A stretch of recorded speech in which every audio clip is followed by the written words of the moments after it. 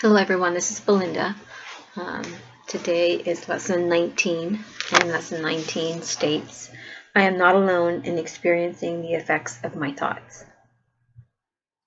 Some of the things I underlined in the summary were thinking and its results are really simultaneous, for cause and effect are never separate.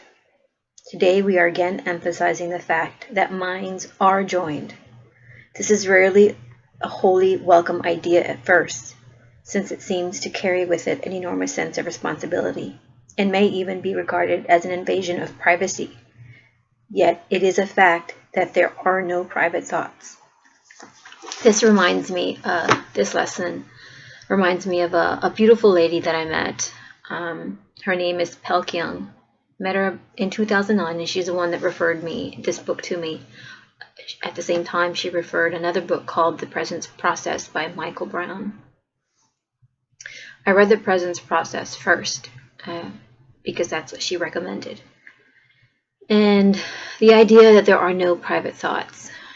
I remember when I met her, I was about ready to walk away from my entire life and just hide out somewhere and just be alone, because I just was not in a place where I wanted to be around people. So I spent the weekend. We were at a workshop, and a Qigong workshop actually, and we were sitting in my car, and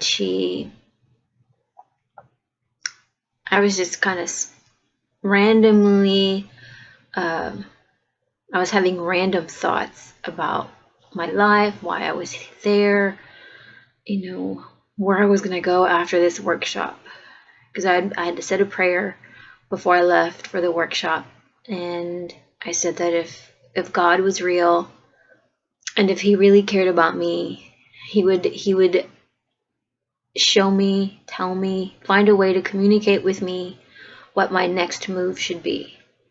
Again, I was going to just leave my husband and children, and I was just going to run off and be alone. I just wanted to be alone. I did not want to associate with people at that time. And Pelkyong would make comments directly related to what I was thinking. And I'd never really been to a psychic or a medium or anyone like that before.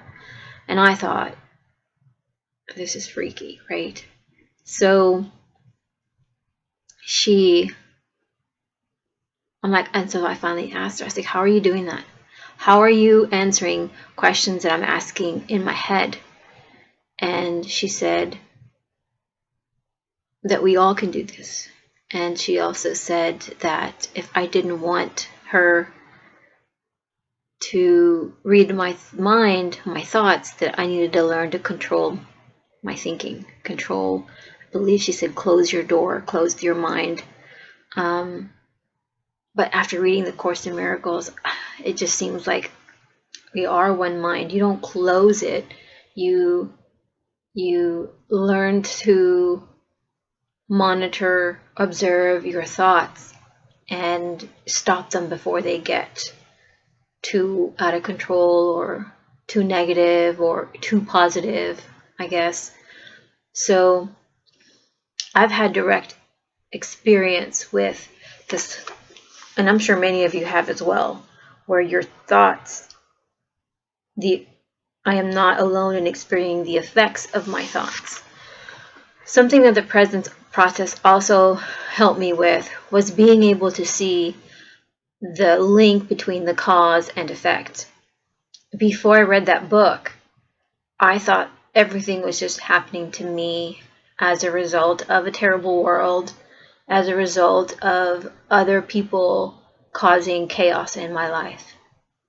I could not see where I could not see the link to where the effects I was seeing were caused by what I was thinking. And then you get to the point where, so you're thinking these things, and to an extent you're behaving in a way that creates the outcome that you're thinking about.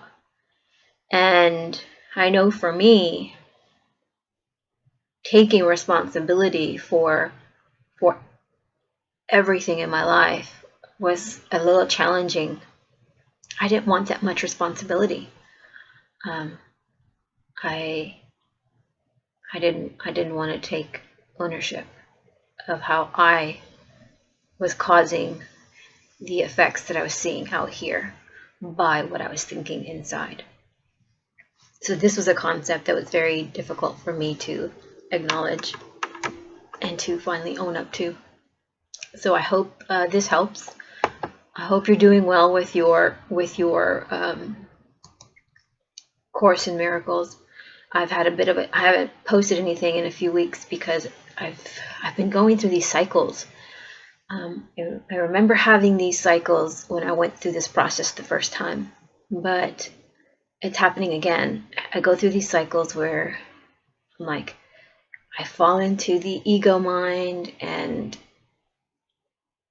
it's like I'm in the darkness, and then what pulls me out by, it's like it's taking me and showing me these things, and by showing me these things, I fall into that miserable place in your mind, and then the statements for the day start to become more positive and uplifting. And that's what I'm feeling right now. I'm going through, and it's it's about every week or so.